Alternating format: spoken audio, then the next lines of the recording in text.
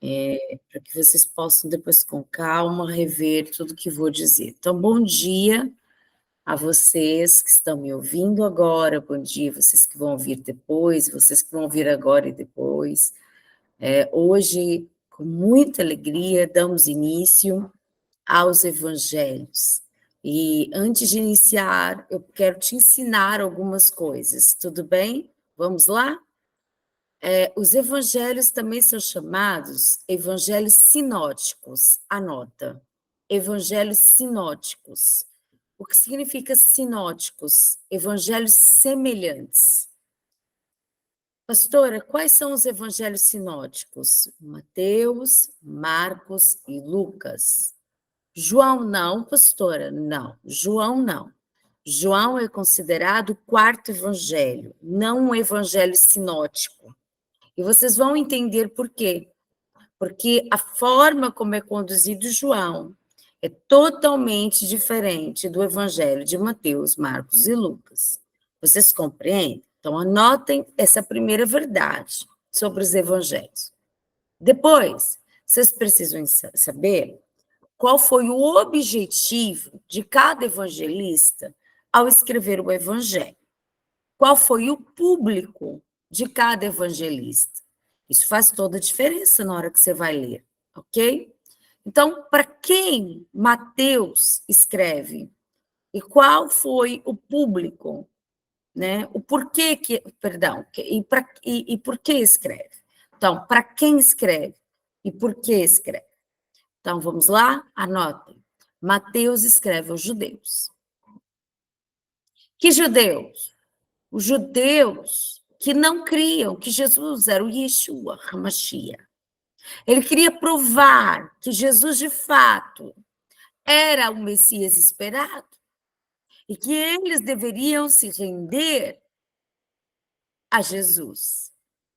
Por isso, o Evangelho de Mateus é um evangelho que você vai ouvir o tempo todo para que se cumprisse, para que se cumprisse, para que se cumprisse, para que se cumprisse. Ok? Esse é um exercício que você pode fazer. Toda vez que eu disser para que se cumprisse, anota. Você vai ver a quantidade de vezes que Mateus vai dizer isso. Por que Mateus vai reivindicar tantas profecias messiânicas? Porque ele quer advogar, validar que, de fato, Jesus é o Messias esperado. Ele é o Yeshua HaMashiach. Ok?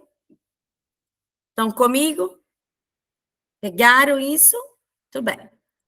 Pastora, ok, já entendi Mateus. E Marcos? E Marcos? Anotem.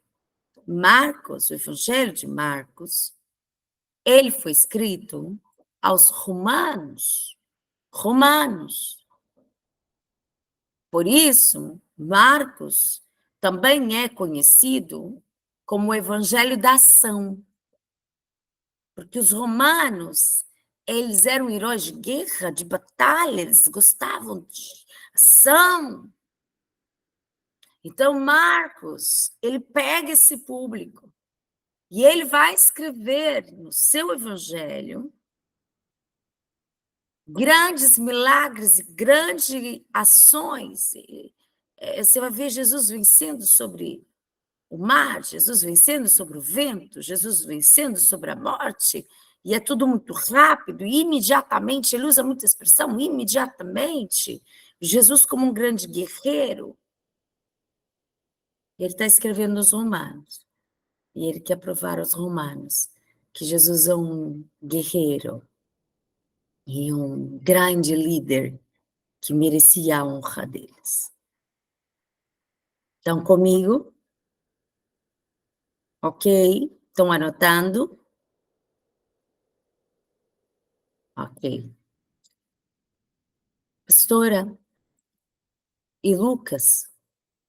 A quem Lucas escreveu? Primeiro vocês têm que saber que Lucas não é qualquer homem. Ele era o doutor Lucas. Ele era um médico. Aliás, médico, muitas vezes, em algumas viagens de Paulo, o médico pessoal do apóstolo Paulo. Ele chegou a viajar algumas vezes com Paulo, foi um médico ali pessoal do apóstolo Paulo. Lucas era um homem muito estudado, inteligentíssimo. Aliás, Lucas escreveu Lucas e Atos, tá? Lucas escreve Lucas e Atos, é um compêndio. É um compêndio. Ele vai escrever Lucas e vai escrever Atos dos Apóstolos. E Lucas é considerado a joia rara, uma joia rara do grego, chamado grego koiné. Ele é considerado uma joia rara. Então, para quem Lucas escreve, pastora? Aos gregos. E eles criam na inteligência, na sabedoria, no intelectualismo. Por isso, Lucas, ele é o que mais detalha. Se você quer ver um milagre com mais detalhes, você vai ver em Lucas. Ele é o que mais detalha. Ele é muito minucioso. Ele faz uma pesquisa, que é a marca de um grande estudioso, que, se você for estudar os gregos antigos, a Grécia antiga, ela valorizava muito o conhecimento, o logos, a sabedoria. Vocês estão comigo? Tá bom, Amém. ok. Muito bem. É importante que vocês saibam isso, para a gente não ler o evangelho só lendo, mas a gente vai mergulhar nos evangelhos. Os evangelhos têm peculiaridades muito importantes, e eu quero ir nestas peculiaridades. Pronto, anotem. E João? Por que João não é evangelho sinótico, pastora? Por quê? O evangelho de João é tão diferente. Vocês vão ver que Mateus, Marcos, Lucas começa falando sobre João Batista, sobre o nascimento de Jesus. João não. João começa falando sobre o verbo que se faz carne, o carne habitou entre vós, né? O João é diferente. Ele é o quarto evangelho, não o evangelho sinótico. Então, cuidado com isso, tá? O evangelho de João é o quarto evangelho. A quem João escreve? João foi um pai da igreja apostólica. A quem João escreve? João escreve à igreja. E por isso o evangelho de João são princípios para a igreja. A igreja daquele momento, a igreja que cria em Jesus, como Yeshua. Isso vai fazer toda a diferença na hora que você for estudar evangelho por evangelho. Então, quando você for ler Mateus, você tem que ler com essa cabeça de Mateus. Ah, peraí, ele está provando, ele está advogando que Jesus é o Messias. Tá bom. Quando você for ler Marcos, você tem que ler com a cabeça de que ele está escrevendo a Romano. Então, você vai ver Jesus como um líder, como um governo, como alguém forte, alguém que está em cima, alguém que governa. Ah, então é Lucas minucioso, é gregos. Então, ele está minuciando, ele é um estudioso. Ah, é João está escrevendo a igreja. Daqui a pouco vamos para Atos. E aí a gente vai ver o objetivo de Atos, bem precioso. Tudo bem? Agora podemos avançar. Anotaram isto? Então, agora vocês vão ver isso de perto, tá bom? Começando hoje, vocês vão ver isso com muita facilidade, tá? Vocês vão ver isso com muita profundidade. Então, vamos lá. Mateus 1. Os antepassados de Jesus Cristo.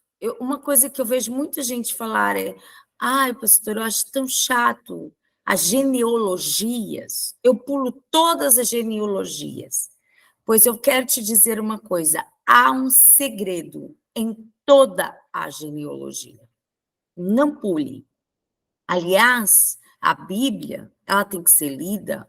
Você, quando lê a palavra, você deve se comportar como um ourives dentro de uma mina em busca de um tesouro. É melhor você também anotar isso. Quem eu sou quando leio a Bíblia? Um ourives dentro de uma mina de tesouro em busca de ouro. Você só para quando encontra. Ah, eu vou ler a Bíblia, eu vou ler um programa da Bíblia e saio e fecho a Bíblia sem encontrar tesouros. Não adiantou. Você tem que ter certeza. Quando acabar a tua devocional, eu encontrei um tesouro. Eu fui impactada. Houve um versículo que me pegou. Houve um texto que me pegou. Não leia a Bíblia como um protocolo vazio. Não faça isso. Mas leia a Bíblia até que você tenha certeza que você encontrou um ouro, uma pepita de ouro, tá? Então, você precisa se ver como um ourives, entrando numa mina em busca de um tesouro. E eu vou te dizer que muitos desses tesouros espirituais estão dentro das genealogias. Então, não as pule. Nós não vamos pular nada na Bíblia, nem as genealogias. Essa é a lista dos antepassados de Jesus Cristo, que descende de Davi, que era descendente de Abraão. Então, a gente já viu que a gente vai passar por Davi e a gente vai passar por Abraão, que é o primeiro patriarca. Então, vamos começar em Abraão. Abraão foi pai de Isaac. E por que que Abraão abre isso aqui? Porque Abraão, ele é o pai da fé. E a Bíblia diz que o justo viverá da fé, e se recuar, a minha alma não terá prazer nele. Se Abraão tivesse desistido, se Abraão tivesse voltado atrás, se Abraão não tivesse obedecido à voz de Deus, dizendo: deixa tudo que você tem, deixa a tua zona de conforto e vá a uma terra que eu te mostrarei. Abraão jamais estaria aqui. Então, veja como aquilo que você faz determina e aponta o seu destino. Tem um hino que nós cantamos há uns anos atrás, que diz: eu não morrerei até que a promessa se cumpra. Não morrerei enquanto a promessa não se cumprir. No entanto, perceba, isso só é verdade se você souber cuidar da promessa. Não basta ter promessa. Você precisa aprender a guardar e lutar pela promessa. Abraão tinha uma promessa, mas ele podia ter desistido da promessa. Como assim, pastora?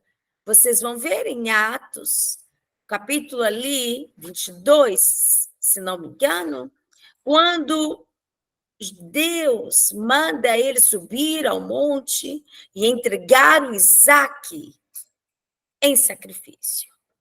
Ele podia ter dito: não, não, não, não. Eu já demorei tanto, quase 100 anos para ter meu filho, se não 100 anos. Para agora subir ao monte e entregá-lo, eu não vou fazer isso. Mas a Bíblia diz que ele obedeceu.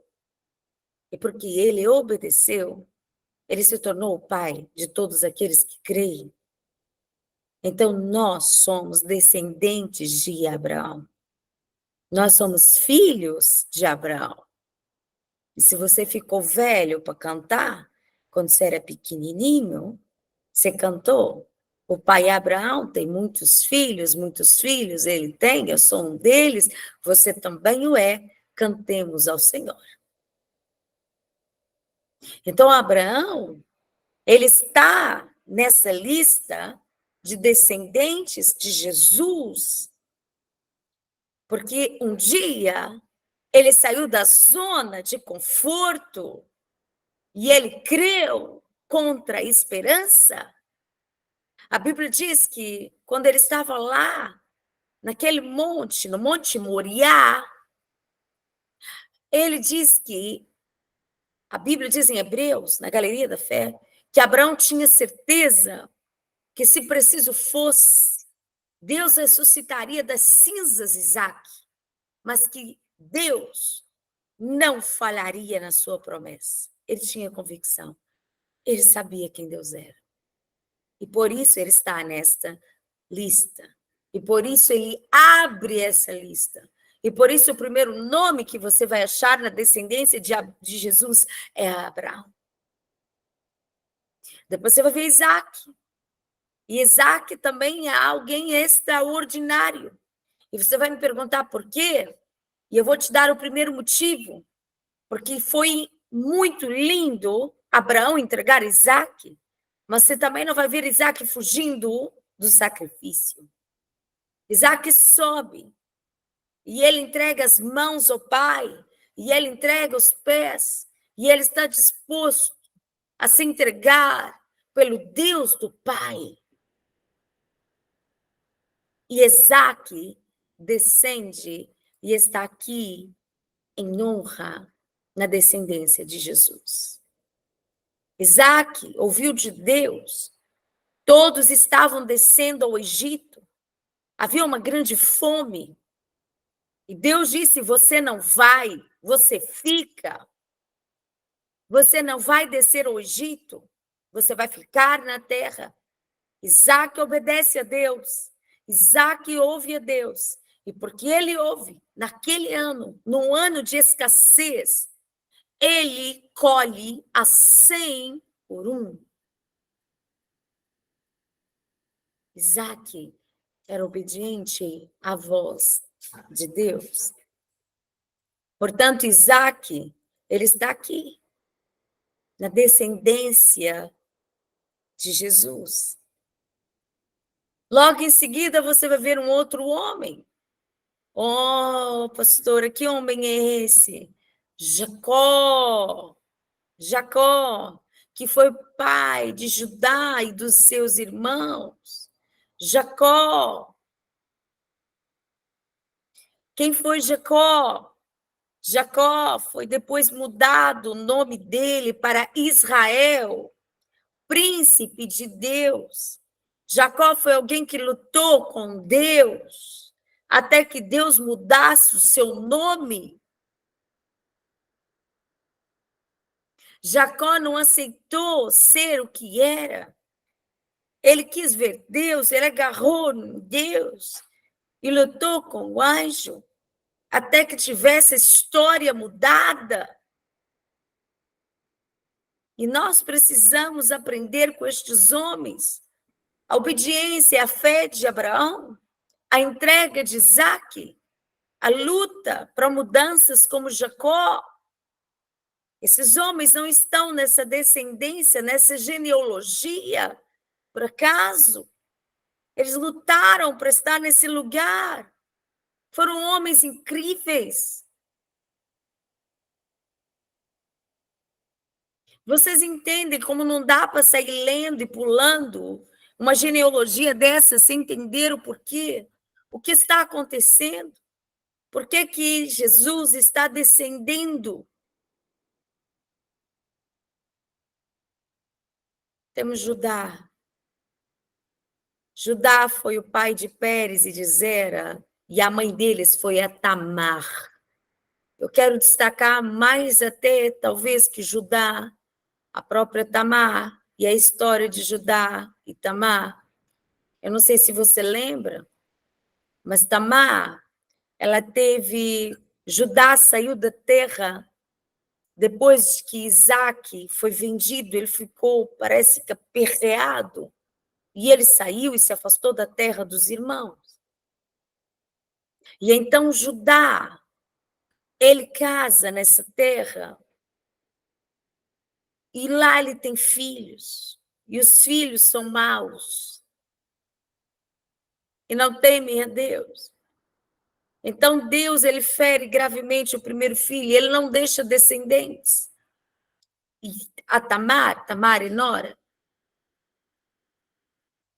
aí ele vai e coloca, por uma questão de tradição, era uma tradição, necessariamente o segundo filho deveria dar linhagem ao filho que morreu.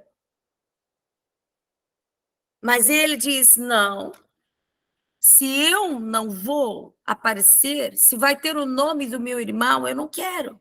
Tem que ter o meu nome. E porque ele pensa assim, ele deixa o sêmen cair na terra, ele aborta. E isso magoa Tamar. Por quê? Porque naquela época a mulher não podia trabalhar. Se Tamar não tivesse filhos, ela morreria sozinha e sem proteção.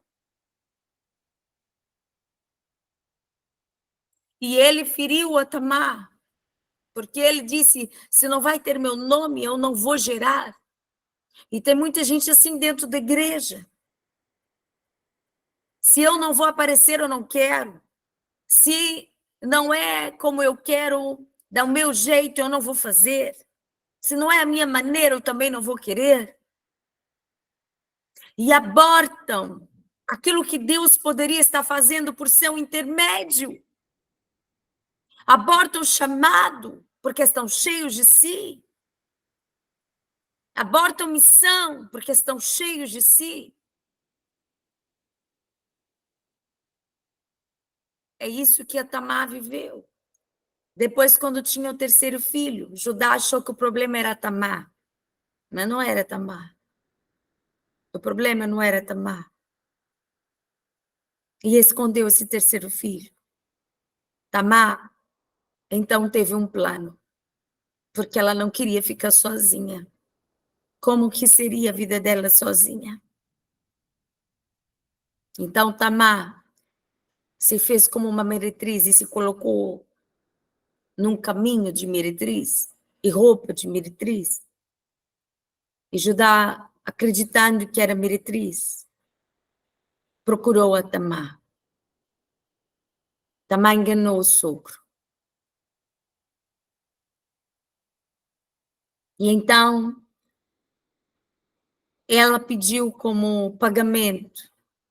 Ele não tinha como pagar, como sinal de pagamento, o anel e o bordão.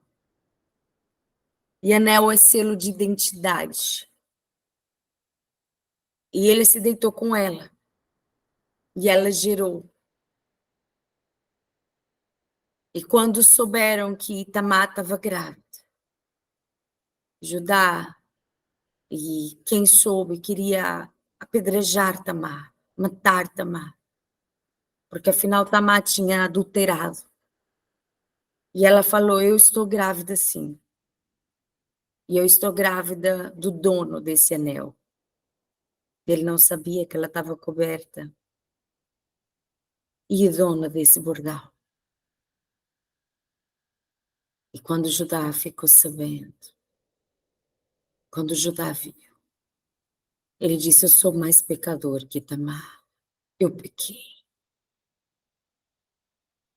Eu pequei, eu pequei. O que eu fiz? Eu fui injusto. E ele tem um momento de grande reconciliação. E Deus entrou nessa história terrível, porque Deus é um Deus que transforma histórias terríveis. Deus é um Deus que transforma a maldição em bênção. E a Bíblia diz que Jesus é o leal da tribo de Judá. Alguém que talvez você não escolheria. Alguém que ele mesmo não escolheria.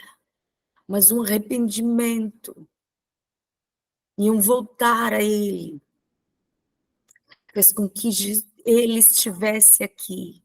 A Tamar, que tinha tudo para dar errado. Uma menina órfã, uma menina viúva, perdão.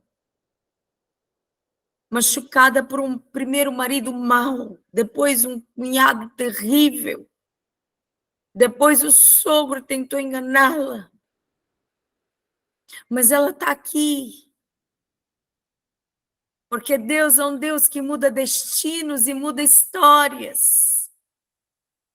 Então, talvez você acredite, eu não tinha como estar aqui, pois Deus é especialista em pegar histórias terríveis e transformá-las e colocá-las em um lugar de destaque na história. Tamar está aqui, descendendo de Jesus. Você entende a graça de Deus na genealogia? Mas não é só isso. Se você continuar, Pérez foi pai de Herom, que foi pai de Arão. Arão foi pai de Aminadab, que foi pai de Nazum, que foi pai de Salmão. Salmão foi o pai de Boaz. Pastora, quem é Boaz?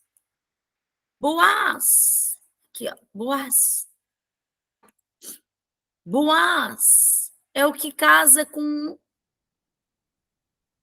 Ó, Boaz, que foi pai de Boaz. A mãe de Boaz foi Raabe. Você lembra da Raabe? Quem lembra da Raabe? Boaz foi pai de Obed. E a mãe de Obed foi Ruth. Olha essas mulheres. Vamos destacar as mulheres. Tamar, Raabe e Ruth. Quem foi Raabe?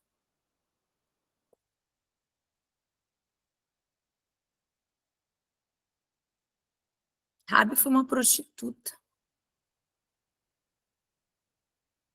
Raabe tinha tudo para ter uma vida desgraçada. Raabe quase morreu nas conquistas.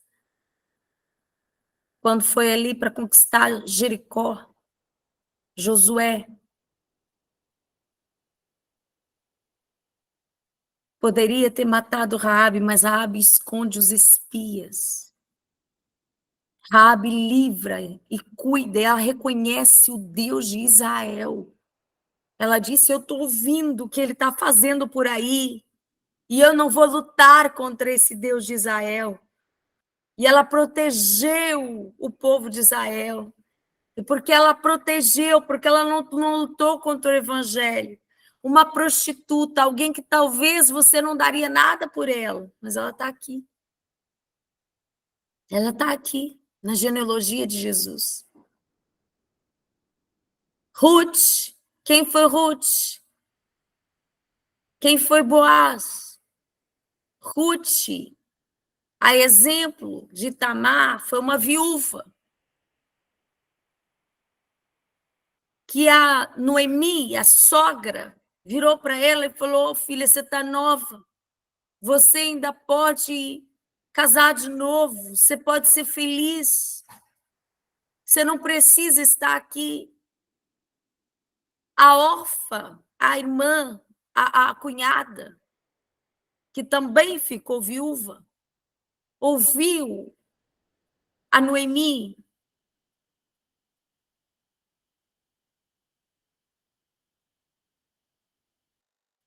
e voltou para a terra dela, abandonou a sogra, mas a Ruth não.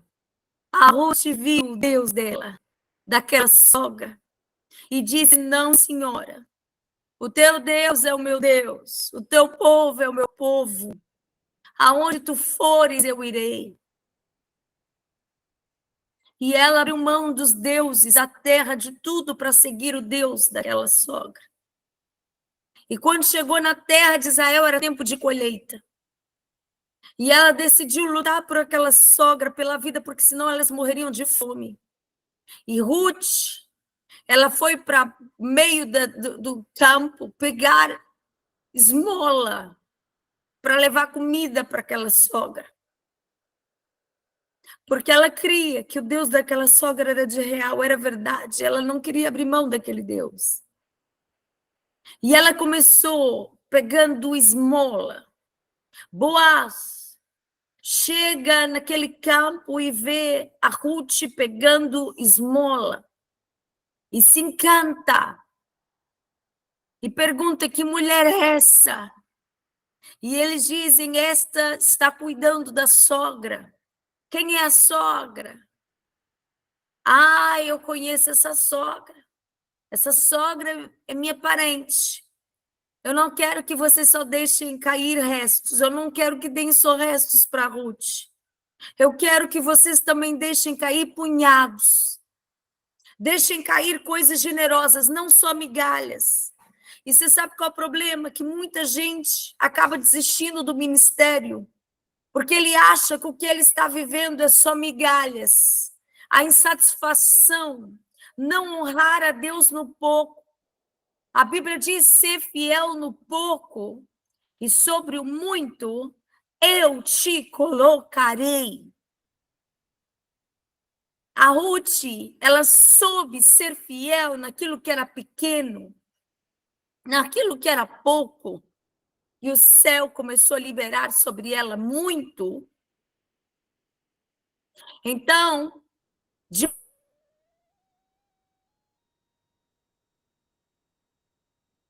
punhado,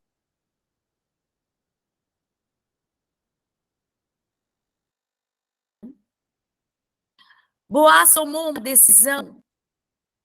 Ele disse: eu quero casar com essa mulher. Essa mulher é para casar.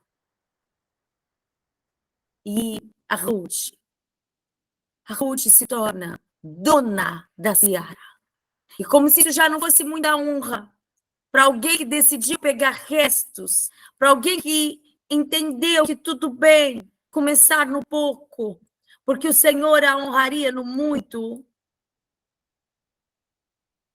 Agora ela se tornou descendente do rei Davi.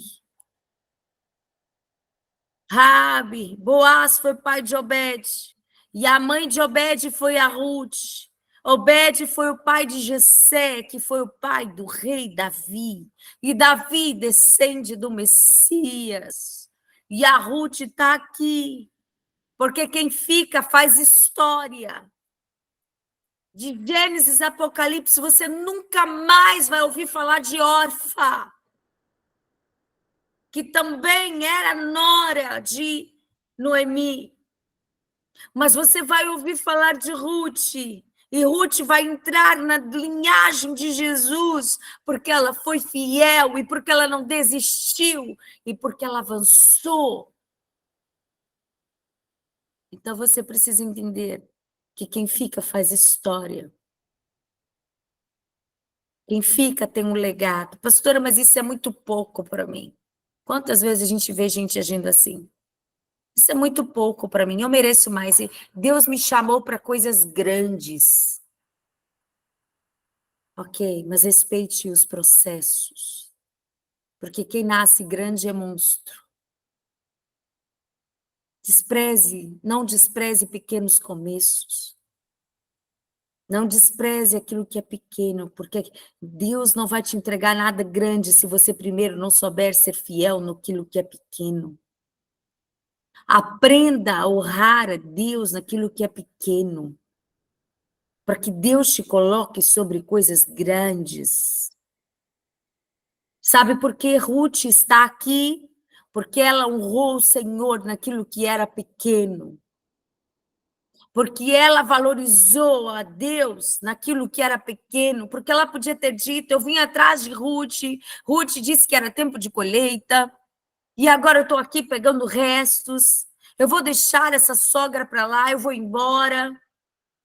Mas ela não faz isso. Ela não faz como órfã. Ela fica ao lado da sua sogra e diz: não, vamos lutar. É pouco, mas é nosso. É pouco, mas é nosso. Nós vamos vencer. Seja fiel ao Senhor no pouco. E um dia você vai estar no meio de uma grande história. E alguém vai contar os feitos de Deus por causa da sua fidelidade. Vocês entendem por que não dá para pular a genealogia? Vocês entendem por que não se deve pular genealogia? Por que que genealogia é tão importante? Davi e a mulher que tinha sido esposa de Urias. Você lembra de Urias? Essa mulher, ela foi usurpada? Era tempo dos reis estarem em guerra.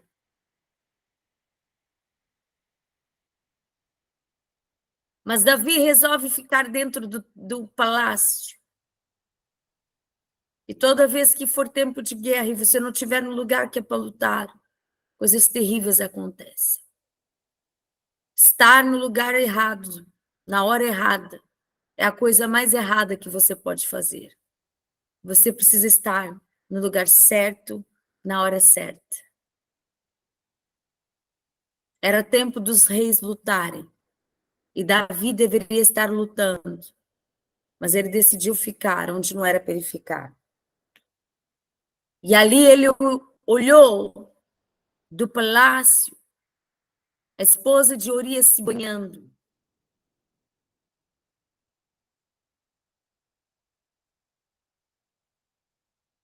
E ele desejou aquela mulher. E ele mandou pegar aquela mulher.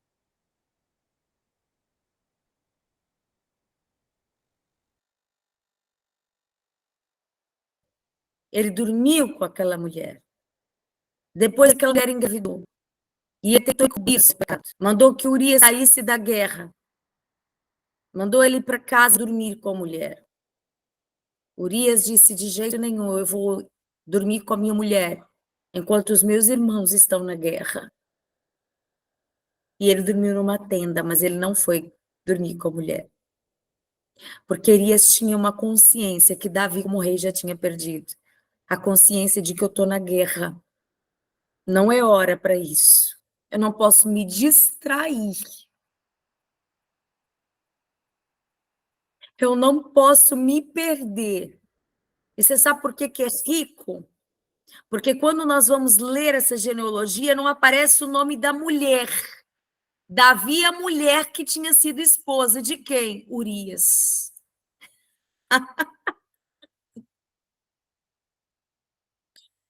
Esse homem fiel está aqui sendo lembrado.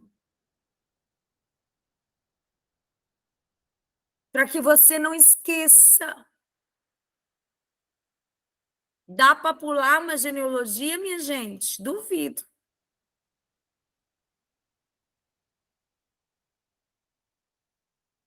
Para que você não esqueça a fidelidade de um homem que disse: eu não me perdi, eu sei quem eu sou, eu não tenho tempo para me perder, eu tenho consciência da guerra, não é hora disso.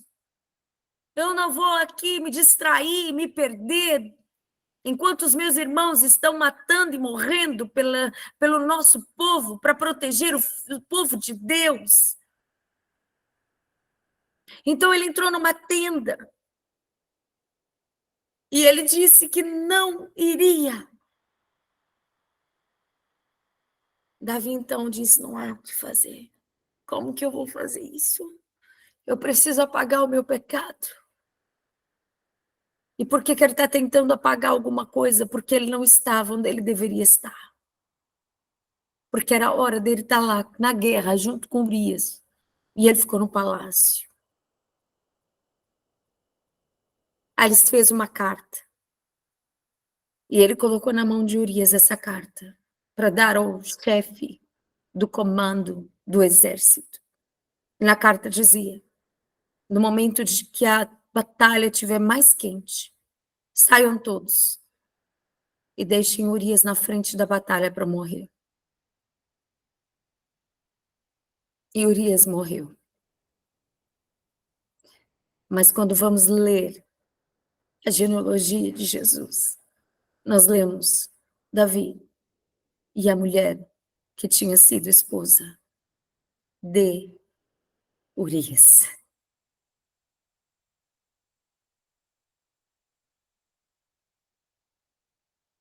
Urias.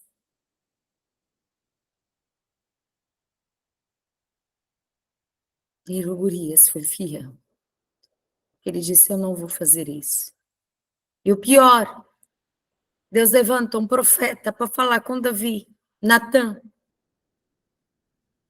Profeta Natã. Ah, pastor, essas histórias, fica tranquila, a gente vai ver o Antigo Testamento. Só você não desistir, continuar aqui no programa conosco. E o profeta Natã vai até Davi com uma história. Davi, ó rei,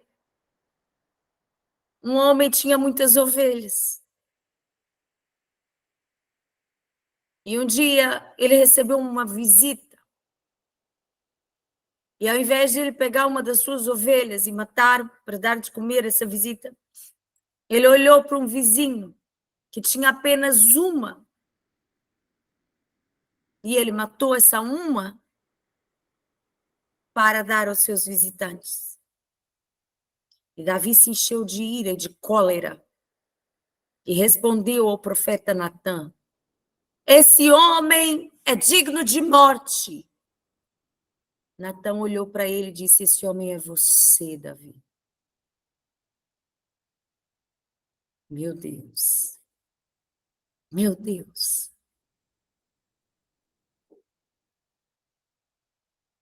Esse homem é você, Davi.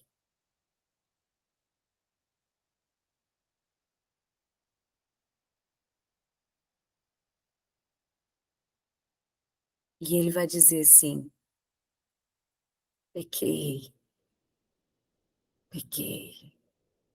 Torna a dar-me a alegria da minha salvação. Não retires de mim o teu espírito. Expurga-me e conduz-me a um caminho eterno. Ele reconhece o pecado. E quando ele reconhece o pecado, ele não tem medo de perder o trono. Em nenhum momento ele vai dizer, pequei. E agora eu vou perder o meu trono. Ele não está nem aí com o trono. Ele está com um medo. Davi tem um medo, um pavor. Não retires de mim o teu espírito. Ele se arrepende e chora.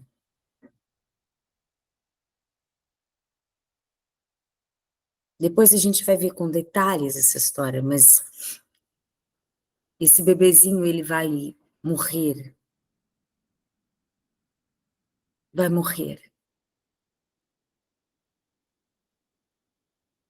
E tantas coisas acontecem por causa da desobediência de Davi. Porque Davi estava no lugar errado, na hora errada. Porque Davi não estava na batalha, e era a hora dele estar na batalha. Porque ele se distraiu. Mas olha como Deus é um Deus de graça e misericórdia. Você sabe o que é mais lindo na Bíblia? Que a Bíblia ela não encobre as falhas humanas. A Bíblia ela não romantiza, a Bíblia ela não floreia. A Bíblia ela mostra os acertos e os erros.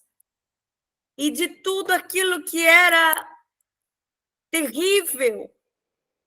Sim, Lúcia, a distração é nossa inimiga. Quando nos perdemos do propósito, quando nos perdemos do destino, não podemos nos distrair. Quando nós vamos ver essa genealogia, nós vamos ver graça de Deus sendo derramada. Desde Abraão até Davi, de Davi a Jesus. Nós vamos ver graça, que é um favor que não merecemos. Você continua lendo aqui, vai dizer, Davi, a mulher que tinha sido esposa de Urias, foi os pais de Salomão. E Salomão foi um rei que começou muito bem, mas terminou muito mal, porque ele se perdeu. Ele começou muito bem, porque ele vai dizer, olha Deus, eu quero sabedoria, pede o que você quiser. E ele disse: eu quero sabedoria para poder comandar com sabedoria o teu povo. Mas depois ele se perde por causa dos deuses das mulheres, ele vai ter muitas mulheres. Ele vai ter 1.000 mulheres, 700 esposas, concubinas, 300 concubinas. Salomão foi pai de Roboão, que foi pai de Abias, que foi pai de Asa. A gente vai ver todos eles. Asa foi o pai de Josafá, um grande homem, que foi pai de Jorão, que foi pai de Uzias. Uzias foi pai de Jotão, que foi pai de Acás, que foi pai de Ezequias. Ezequias foi pai de Manassés. Se você for ver quem foi Manassés, que foi pai de Amnon, que foi pai de Josias. Josias foi pai de Zeconias e dos seus irmãos, no tempo em que os israelitas foram levados como prisioneiros para a Babilônia. E se você for ver por que foram prisioneiros para a Babilônia, porque se perderam do propósito, porque se perderam do destino. E se não fosse a graça de Deus, não teriam chegado até Jesus. Mas a mão de Deus protegeu o remanescente. Depois que o povo foi levado para a Babilônia, Zeconias foi pai de Salatiel, que foi pai de Zorobabel. Zorobabel foi pai de Abiúde, que foi pai de Elequim, pai de Azor. Azor foi pai de Sadoc, que foi pai de Aquim, que foi pai de Eude. Eude foi pai de Elezá, que foi pai de Matã, que foi pai de Jacó. Jacó foi pai de José. E, finalmente, José, marido de Maria, mãe de Jesus, que foi chamado Yeshua, o Messias. Por que Mateus começa falando sobre essa descendência? Porque havia uma promessa que o Messias deveria descender de Abraão, deveria descender de Davi. Por isso, em alguns milagres no Novo Testamento, vocês vão ver assim: Jesus, filho de Davi, ou descendente de Davi, tenha misericórdia de mim. Então, ele começa, lembrem que Mateus está provando que Jesus é o Messias. E a primeira prova que ele usa para advogar que Jesus é o Messias é genealogia. Ele vai provando de Abraão até Jesus, ele é descendente de Jesus, de Abraão. Ele é filho de Abraão. Ele descende de Davi. Ele cumpriu esse pré-requisito. Assim houve 14 gerações, desde Abraão até Davi, 14, desde Davi até os israelitas que foram levados para a Babilônia. Daí até o nascimento de Messias, houve 14 gerações. Então, eu quero que vocês vejam aqui Mateus como um advogado, tendo que provar, um advogado de acusação, porque alguém está acusando Jesus de não ser o Messias. E Mateus está usando essa palavra e a genealogia para provar ele é o Messias. E nós precisamos conhecer essa genealogia. Todos esses reis, se você for estudar, eu não vou estudar agora com vocês todos, porque nós vamos ver isso lá no Antigo Testamento. Eu vou estudar um por um com vocês lá no Antigo Testamento. Mas se você for ver todos eles, você vai ver uma coisa em toda essa genealogia. O que eu vou ver? Graça. Você vai ver graça, um favor que não merecemos. Amém? A graça de Deus foi de Abraão até Jesus. E Mateus pode provar, então, que de fato Jesus é o Messias por meio da genealogia. Bem, hoje nós vamos parar, então, aqui no 17. Amanhã eu vou voltar do 18. Então, amanhã, efetivamente, vamos ver o nascimento de Jesus.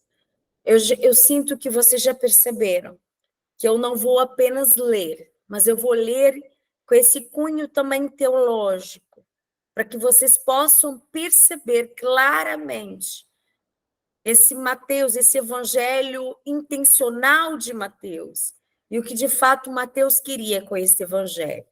Então não percam o programa de amanhã. Teremos muitos apontamentos que vão enriquecer você na sua fé. Vamos orar? Pai, nós queremos te pedir que assim como a graça consolo esses homens, o Senhor nos ajude a nos manter fiel como Abraão, nos ajude a não voltar atrás como Isaac, nos ajude a lutar por mudanças como Jacó. Deus, não nos deixe distrair, nos perder como Judá se perdeu e depois teve que se reconciliar. Não nos deixes perder como Davi se perdeu, porque não estava no lugar certo na hora certa. Mas guarda-nos, Senhor, guarda-nos nesse caminho.